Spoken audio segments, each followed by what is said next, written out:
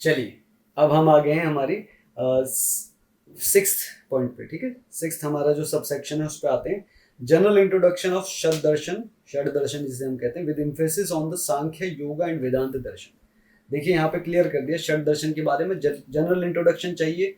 ठीक है, एंड तीन के बारे में थोड़ा सा स्पेशल एम्फेसिस, मतलब उनके बारे में थोड़ा ज्यादा पता होना चाहिए। ठीक है, तो अब हम बात करते हैं किस पे, जो हमारे षड दर्शन है। अब षड दर्शन, दर्शन देखिए क्या है, दर्शन आप लेमन टर्म में समझ सकते हैं फिलॉसफी।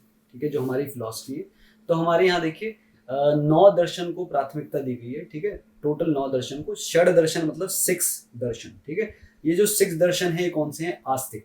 तो हमारे कोर्स में क्या है, हमारे में केवल 6 आस्तिक दर्शन के ऊपर ही है। अब देखिए आस्तिक कौन, नास्तिक कौन, ये कैसे पता चलेगा? तो इसके लिए मनु ने लिखा है कि जो वेद निंदको, ठीक है, वेद निंदका नास्तिक। ठीक है, जो वेद की निंदा करते हैं वो क्या है? नास्तिक दर्शन है। ठीक है, और जो वेद को मानते हैं वो क्या है? आस्तिक दर्शन है। ठीक है, तो यहाँ से हमें क्लियर हो जाता है कि वेद मानने वाले, जो जो वेद को मानते हैं वो सब क्या है? आस्तिक है। जबकि हमारा जनरल क्या है, मिसकंसेप्शन क्या रहता है, या हमें हमारी जो अवधारणा है जनरल, वो क्या है? जो भगवान को माने वो क्या है? दर्शन क्या है? वो आस्तिक है, और जो नहीं मानता वो नास्तिक है। तो यहाँ पे ऐसा नहीं है। अगर ऐसा होगा तो क्या होगा, हमारे 2 दर्शन जो षड दर्शन के अंदर आते हैं, जिसे हम सांख्य और पूर्व मीमांसा कहते हैं। ठीक है, ये दोनों के दोनों दर्शन क्या है? ईश्वर को नहीं मानते। ठीक है, दोनों क्या है? अनिश्वरवादी हैं।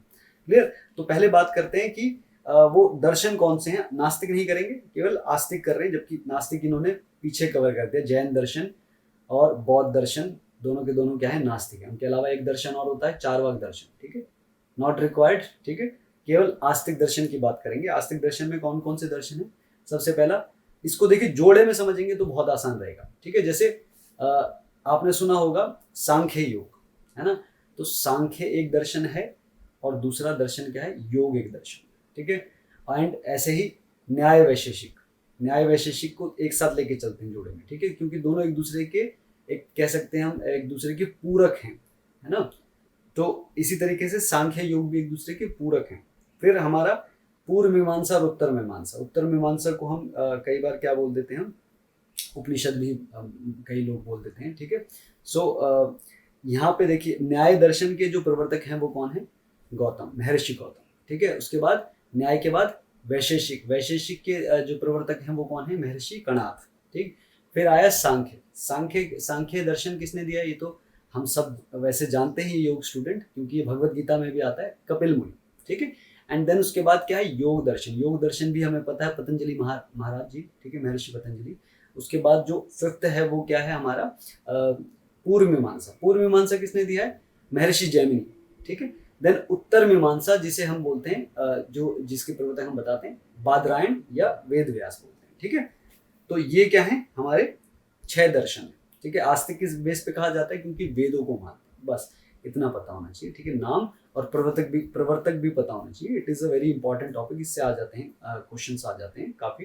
ठीक है, अब देखिए जो अगला पॉइंट था वो था special emphasis on the Sankhya, Vedanta and Patanjali Yoga Sutra. ठीक है, अब सांख्य, वेदांत और इनके बारे में थोड़ा सा और डिटेल में पूछ सकते हैं। ठीक है, अब देखिए सांख्य पे वैसे मैंने वीडियो यूट्यूब पे भी अपनी बनाई हुई है, आप लोगों ने शायद देखा हो, ना देखा हो तो देख सकते हैं। बाकी सांख्य देखिए, सांख्य का मतलब क्या होता है? सांख्य से ज्यादातर लोग समझते हैं कि कुछ गिनती है, बट ऐसा नहीं। सांख्य का मतलब है ज्ञान। ठीक है, तो ज्ञान का दर्शन है ये, इसलिए इसे क्या बोलते हैं? सांख्य दर्शन। ठीक है, और इसके बारे में केवल ये बहुत जगह पे बोला गया, इवन महाभारत में भी इस बारे में बोला जाता है कि सांख्य के बराबर कोई ज्ञान नहीं है। ठीक है, इवन श्री कृष्ण जी भी सांख्य का स्पेशल इम्फेसिस करते हैं कि सांख्य ज्ञान का दर्शन है। ठीक है, सो अब देखिए हम इसमें हम इसमें देखते हैं कि इसमें क्या क्या है। ठीक है, सो सबसे पहले जो एक चीज है, जो दर्शन मतलब सांख्य दर्शन स्टार्ट करने से पहले आपको बताना चाहूंगा कि सब दर्शनों का जो गोल है ना, that is to get the liberation from this death and birth cycle. मतलब मोक्ष मिलना ही क्या है? मोक्ष चाहते हैं सारे के सारे दर्शन, इसी का प्रतिपादन करते हैं कि आप मोक्ष पाना है इंसान को। ठीक है, अब बढ़ेंगे सांख्य दर्शन की तरफ। अब देखिए सांख्य दर्शन में क्या क्या चीजें हैं जो हमें समझनी है। तो सांख्य दर्शन हमें, जैसे मैंने आपको बताया, सांख्य मतलब ज्ञान। ज्ञान किस किस चीज का? यहाँ पे प्रकृति पुरुष की बात हुई। प्रकृति मतलब this whole universe, everything which you see is the Prakriti. And Purusha is the soul, ठीक है, उसको हम पुरुष बोलते हैं इसमें, क्लियर। उसके अलावा क्या है यहाँ पे सृष्टि क्रम, सृष्टि कैसे बनी, फिर बंधन या मोक्ष इसके बारे में बताया गया इसके अंदर, कार्य कारण का सिद्धांत जो मैंने अभी थोड़ी देर पहले ही आपको बताया था वो भी क्या है इसके अंदर सविस्तार बताया गया है। अब देखिए एक एक करके हम बात करते हैं। सबसे पहले प्रकृति की बात है। प्रकृति क्या है, ये सारे संसार में जो कुछ भी दिखाई देता है, even this body itself is the part of प्रकृति, ठीक है। सो ये पहला तत्व है इसका। तो इसमें पहली जो बात की गई है प्रकृति की गई। तो प्रकृति जो है इसके बारे में जो इम्पोर्टेंट चीज़ है वो ये है कि इसके अंदर 3 गुण विराजमान होते हैं, ठीक है। 3 गुण क्या क्या है, सत्व, रज और तम, ठीक है। सात्विक, राजसिक और तामसिक आपने कई बार सुना होगा ना, हर चीज़ में होता है। प्रकृति की हर चीज़ के अंदर ये गुण मिलेगा। जैसे शरीर है, शरीर के अंदर भी क्या मिलेगा आपको, ये 3 गुण दिखाई देंगे। या तो सत्व की ज़्यादा होगी अधिकता, या रज की होगी या तम की होगी, ठीक। सेम खाने में भी हम बोलते हैं कि ये सात्विक फूड है, ये राजसिक है, तामसिक है, क्योंकि ये भी प्रकृति का ही पार्ट है ना, प्रकृति से ही बना है। तो इसका भी क्या हो गया, इसमें भी 3 गुण मिलेंगे आपको, ठीक है, सात्विक, राजसिक और तामसिक। सेम बाकी चीज़ों में भी, इवन हमारे व्यवहार में भी हम देखते हैं कि ये होता है, क्योंकि हम भी क्या है प्रकृति का ही पार्ट है। The only thing which is not affected by this प्रकृति इज द सोल, जिसपे अभी हम बात करेंगे, ठीक है। तो इसमें क्या है, ये इसमें क्या है 3 गुण हैं, ठीक है, जो मैंने आपको बता दिया, ठीक है। अब सत्व गुण जो है, जैसे अगर हम बात करें तो सत्व गुण अगर हमारे अंदर होगा तो हमारे अंदर क्या होगा, श्रद्धा, संतोष एंड हमारे अंदर और भी बहुत अच्छे अच्छे गुण होंगे, जैसे विवेक, सरलता, ये सारे भाव क्या आएंगे हमारे अंदर आएंगे अगर सत्व गुण है तो। सेम रजोगुण क्या है, रजोगुण है कार्य, एक वर्क को दिखाता है कि इसमें क्या है क्रियाशीलता को ये हमें क्या करता है, डिनोट करता है। क्रियाशीलता मतलब जहाँ पे कर्म या ज़्यादा एक्सेसिव कर्म है वो क्या है उसको दिखाता है रजोगुण, ठीक है। रजोगुण में क्या क्या है, अब रजोगुण जिसके अंदर होगा उसके अंदर क्या होगा, उसके अंदर दुख और अशांति बहुत रहेगी, ठीक है, क्योंकि बहुत ज़्यादा मूवमेंट है, माइंड इधर उधर घूमता है, या आप भी खुद भी बहुत ज़्यादा इधर उधर भाग दौड़ करते हैं तो क्या होगा, आपका शरीर दुखेगा एंड आपको क्या रहेगा, माइंड आपका भागता रहेगा इधर उधर। तो इसमें जब इसकी प्रबलता होती है, जब ये ज़्यादा होता है किसी के अंदर रजोगुण, तो उसमें क्या हो जाएगा, माद, मन, मान, ठीक है, द्वेष, क्रोध, ये सारी चीज़ें रहती हैं। देन तमोगुण, तमोगुण जैसे हमने बताया कि तमोगुण क्या है, ये एक तरह से आप इंसान को अधोगति की तरफ मतलब नीचे ले जाता है, ठीक है। जैसे सत्व गुण क्या है, आपको ऊपर की तरफ ले जाएगा, ऊपर की तरफ मतलब ये नहीं आसमान की तरफ, बट ये इसमें क्या आएंगे, आपके विचार जो होंगे वो that will be more upgrading, ठीक है। और इसमें जो विचार होंगे वो that will be, and the work you are going to do is be are going to be degrading, ठीक है। जैसे इसमें क्या है, अब हम बात करेंगे तो इसकी प्रबलता से मोह की उत्पत्ति होती है, ठीक है, मोह होता है इसकी प्रबलता से। और इस जिस इंसान के अंदर होंगे उसके अंदर क्या क्या होगा, प्रमाद, ठीक है, आलस्य, ठीक है, और अकर्मण्यता। अकर्मण्यता क्या होती है, कर्म न करने की इच्छा, और क्या रहेगा, उदासीन रहेगा, ठीक है, हमेशा क्या रहेगा, एक नेगेटिव काइंड ऑफ एटीट्यूड, ठीक है। उदासीन मतलब कर्म न करना, इच्छा ही ना दिखाना, तो इस तरीके का एटीट्यूड रहेगा, ठीक है। प्रकृति में ये 3 गुण पाए जाते हैं एक साथ। देन वी हैव पुरुष कंसेप्ट। पुरुष क्या है, पुरुष इज द यू कैन से the one who is going to utilize this प्रकृति for which this whole प्रकृति is made of, ठीक है, जिसके लिए प्रकृति बनाई गई, ये सारी चीजें बनी है वो कौन है, पुरुष, उसके भोग के लिए बनाई गई, पुरुष यानी आत्मा, ठीक है। अब इसका क्या लक्षण है कि इसमें तीनों गुणों में से कोई गुण नहीं पाया जाता।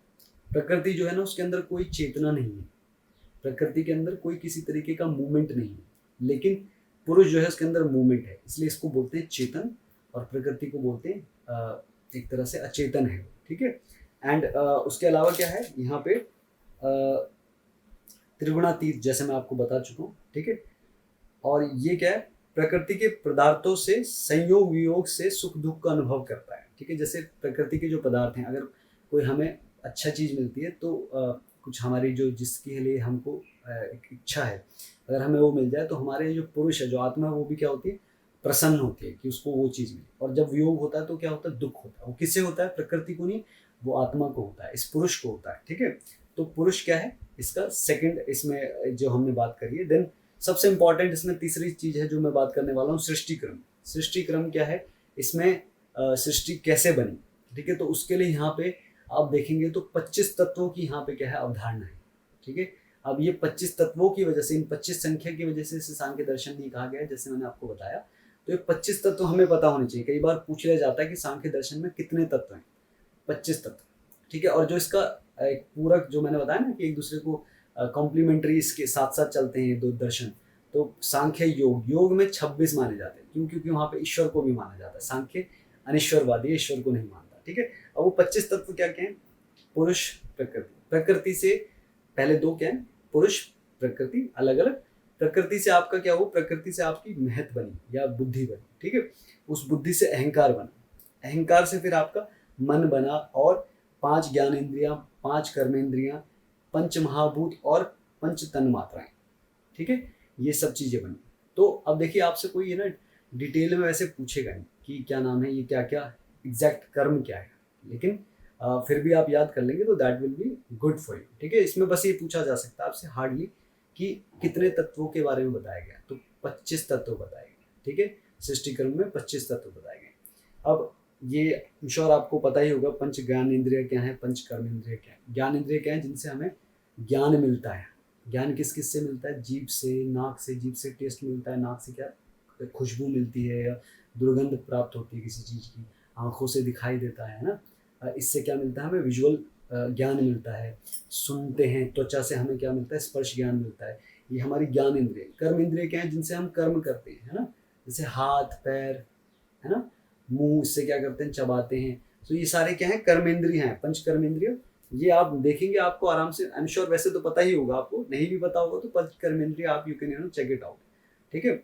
पंच महाभूत, पंच महाभूत जैसे मैंने आपको पीछे भी बताया था, पंच महाभूत क्या है? पृथ्वी, अग्नि, जल, आकाश, वायु, ठीक है। ये 5 एलिमेंट, ग्रॉस एलिमेंट हैं, ठीक है।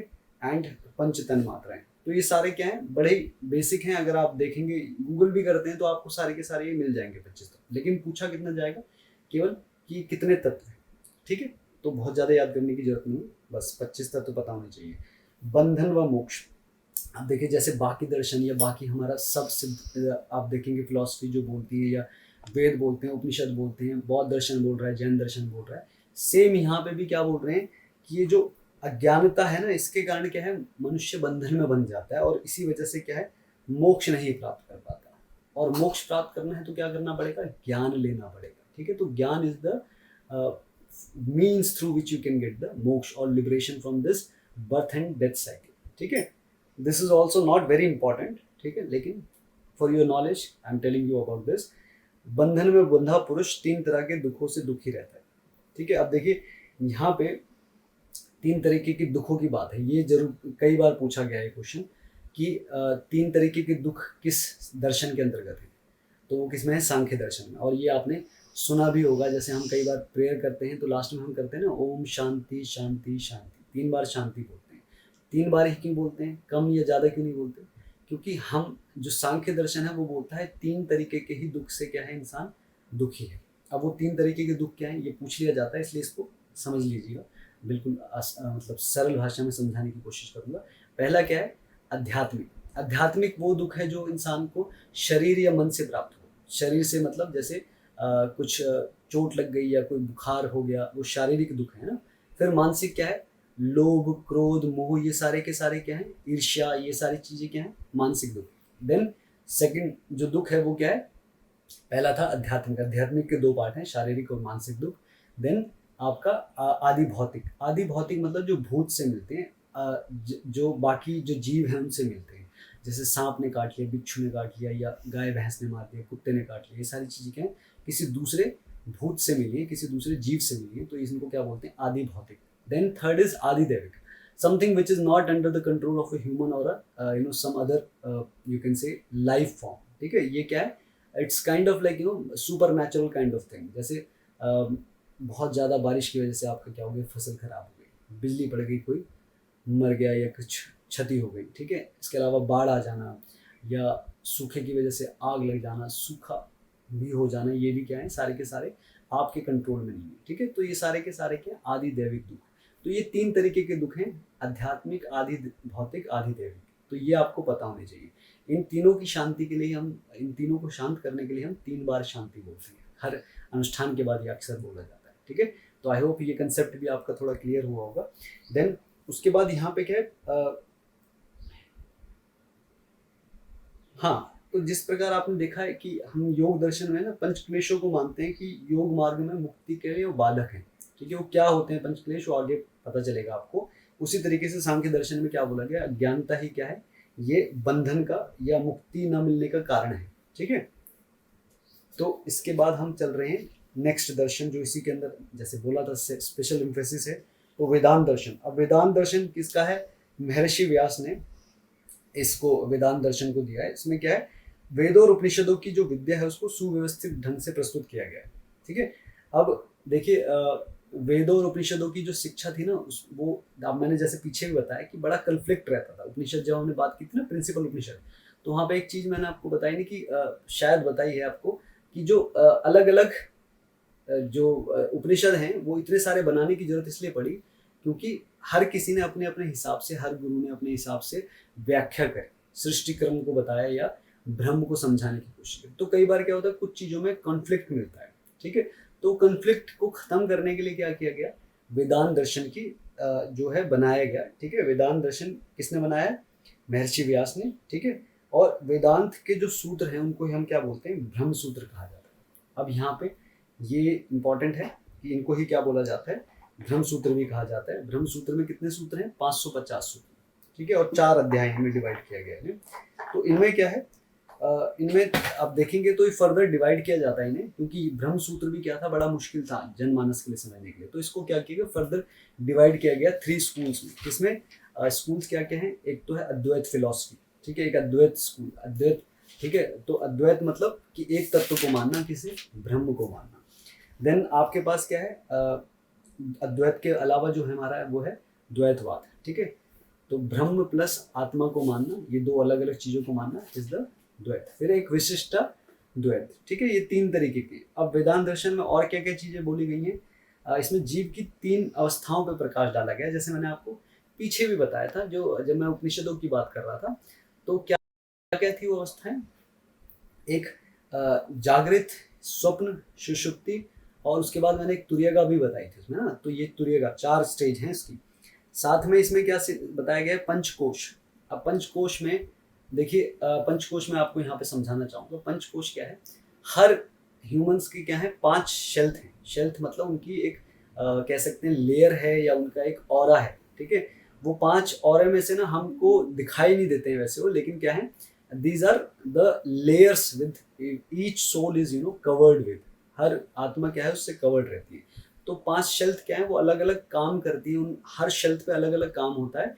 And they are kind of like intermingled with each other, and they are kind of like attach to each other in such a way कि अगर किसी भी एक कोश में दिक्कत आएगी तो दूसरा कोश भी क्या होगा, इफेक्ट होगा। ठीक है, सो अब हम सबसे बाहर वाले कोश से बात करते हैं, जो आत्मा का सबसे बाहर का कोश है, दैट इज अन्नमय कोश।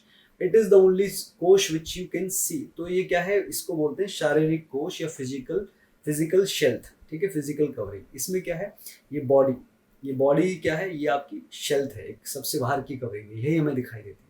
ठीक है, तो इसमें अगर कोई दिक्कत आती है देन आपके नीचे वाले कोश में भी कुछ ना कुछ आपको प्रॉब्लम महसूस होती है। ठीक है, जैसे मान लीजिए आपको चोट लग गई, तो आपके जो नीचे वाली जो लेयर्स हैं उनमें भी आपको इफेक्ट दिखाई देगा, वो मैं आपको बताता हूँ आगे कैसे। तो इसके बाद सेकंड जो उसके नीचे लेयर है वो क्या है, प्राणमय कोश। प्राण कौन सा कोश है, ये ब्रेथ वाला शेल्थ है, जो हमारा ब्रेथ है, हमें दिखाई नहीं देता है, ये चलता रहता है, ब्रेथ शेल्थ। इसमें क्या है, आपका प्राण चलता है। ठीक है, प्राण क्या है, प्राण is in lemon terms you can understand it's breath. ठीक है, जो आपको ब्रेथ चल रहा है, बट प्राण इज द वाइटल फोर्स, जिसकी वजह से जो ब्रेथ के साथ आता है, and with keep your body also activated, और you can say through which the body works. Clear. So इस अगला जो कोश था वो था प्राणमय कोश। उसके नीचे क्या कोश है, मनोमय कोश। मनोमय कोश मतलब जिस कोश में आपके मन के सारे थॉट्स चल रहे हैं, सारी फीलिंग, ये सारी की सारी क्या है, विचार, ये सारे के सारे किसमें आते हैं, मनोमय कोश में, थर्ड शेल्थ। ठीक है, मेंटल शेल्थ भी कहते हैं इसे हम।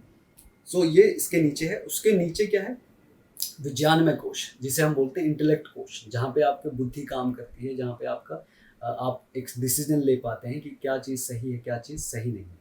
देन उसके अंदर जो है आपका वो है आनंदमय कोश, which is the immediate layer for your soul. ठीक है, तो आनंदमय कोश क्या है, सबसे पास वाली शेल्थ है जो हमारे शरीर के पास, और ये आगे भी डिस्क्राइब करेंगे, पर आप थोड़ा बहुत यहाँ पे भी आइडिया ले लीजिए ताकि बाद में पढ़ें तो आपको एकदम रिवाइज हो जाए। ठीक है, तो ये 5 क्या है, शेल्थ हैं। क्लियर। तो इन 5 शेल्स के बारे में भी यहाँ पे बताया गया है। ठीक है, मैंने आपको पीछे भी जब मैं बता रहा था आपको पीछे किसके बारे में, यहाँ पे तो वेदांत के बारे में कर रहे हैं जब हम उपनिषदों की बात कर रहे थे। Since I have told you कि उपनिषद जो है वो क्या है, वेदांत ही है। ठीक है, वेदों के अंत या फिर वेदों की सारी नॉलेज को कंपाइल किए हुए हैं। तो ऑलमोस्ट सेम वही सारी बातें मैं आपको रिपीट कर रहा हूँ। ठीक है, अब देखिए वेदांत दर्शन में भी अविद्या को ही क्या माना गया है, कारण माना गया किसका, बंधन का। ठीक है, अब देखिए इसमें और क्या है, वही माया वाली बात कि माया से ही सृष्टि की क्या हुई है, रचना हुई है। और अज्ञानता के कारण पुरुष क्या समझ लेता है कि ये ही क्या है, ये ही क्या है वास्तविकता है, जबकि ऐसा नहीं है। ये जो पृथ्वी, ये जो प्रकृति है, ये क्या है, डिफरेंट है। ठीक है, और इसमें भी यही लिखा है मुक्ति का साधन ज्ञान है। अब वेदांत दर्शन में षट संपत्ति नामक 6 साधनों का उपदेश दिया गया है। ठीक है, षट संपत्ति नामक 6 साधन, ये देखिए मैं आगे आपको बताऊंगा भी कि षट संपत्ति है क्या। जब आप साधना के मार्ग पे चलते हैं, जब कोई भी साधक साधना करता है तो उसको 6 उसकी क्या होती है, 6 उसको एक तरह से कह सकते हैं हम, उसको उपलब्धियां प्राप्त होती हैं, जो उसको संपत्ति बोली जाती है उस साधक की। ठीक है, वो हम आगे डिस्कस करेंगे, आप पता चलेगा आपको, सम दम उपरति तितिक्षा। ठीक है, वो सारे जो 6 पॉइंट हैं वो आगे हम डिस्कस भी करेंगे। ठीक है, देन उसके बाद 3 अंतरंग साधनों का इसमें वर्णन किया गया है। वो क्या है, श्रवण मनन निधि ध्यासन, जैसे मैंने अभी पीछे भी आपको बताया था। तो ऑलमोस्ट रिपीटेशन है। ठीक है, लेकिन आपके यहाँ पे क्योंकि पूछा गया था तो ये इसलिए मैं आपको दोबारा से बता रहा हूँ। ठीक है, उसके बाद योग दर्शन उन्होंने बोला। योग दर्शन में क्या, योग दर्शन के बारे में भी स्पेशल एम्फेसिस बताया गया था। तो योग दर्शन में क्या है, देखिए योग दर्शन में बोला गया है कि योग जो है वो क्या है, चित्त वृत्ति निरोध है। ठीक है, और ये जो योग है ये किस लिए करना चाहिए, हमें समाधि की अवस्था को प्राप्त करने के लिए करना चाहिए। योग दर्शन में आपके 8 स्टेप्स बताए गए हैं, जो मैं आपको बहुत डिटेल में आगे बताने भी वाला हूँ। ठीक है, वैसे आपको यहाँ पे जनरली बता देता हूँ। यम, नियम, आसन, प्राणायाम, प्रत्याहार, धारणा, ध्यान, समाधि। ठीक है, ये these are the 8 steps through which you will go and you will achieve the final goal of the human life, which is the samadhi. और समाधि के थ्रू ही क्या होता है, समाधि इज लाइक मोक्ष प्राप्त करना। ठीक है, then you will get out of this life and birth cycle and you will leave this samsara. ठीक है, ठीक है, सो ये सारी चीजें क्या है, योग दर्शन। योग दर्शन अभी आगे भी डिटेल में पढ़ेंगे, so need not to be worried about कि बहुत कम बताया यहाँ पे, बहुत कुछ इसमें आगे बताना है जब इसे सेपरेटली लेके चलेंगे। ठीक है, so this was the what your next topic. ठीक है, अब इसके बाद हम किस पे चल रहे हैं, 8th पॉइंट की तरफ चल रहे हैं। चलिए 8th पॉइंट की तरफ चलते हैं, अगली वीडियो में देखते हैं।